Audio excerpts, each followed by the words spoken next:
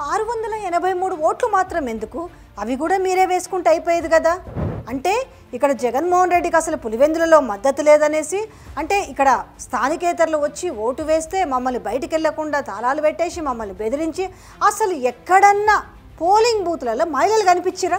ఎవరన్నా మీకు వచ్చి స్వచ్ఛందంగా ఓట్లు వేసిరా? మీకు గెలిచేంత ఇది ఉంటే, మీ కూటమి ప్రభుత్వం పైన ప్రజలకంత నమ్మకం ఉంటే గింత అరాచకం ఎందుకు? మేము గిట్లా పోలీసుల్ని కాలు పట్టుకొని బతిలాడుకునే పరిస్థితి ఎందుకు? అంటే సిగ్గు లేకుండా అరాచకం చేసి ఇంకా 683 ఓట్లు మాత్రమే వచ్చినాయి, డిపాజిట్ కూడా రాలేదు, జగన్మోహన్ రెడ్డి పని అయిపోయిందని ఏ ముఖంతో మీరు చెప్పగలుగుతారు? 683 ఓట్లు మిగిల్చినందుకు మీరు సిగ్గుతో తలదించుకోవాలనేసి పులివెందుల ప్రజలు దుమ్మెత్తి పోస్తున్నారట.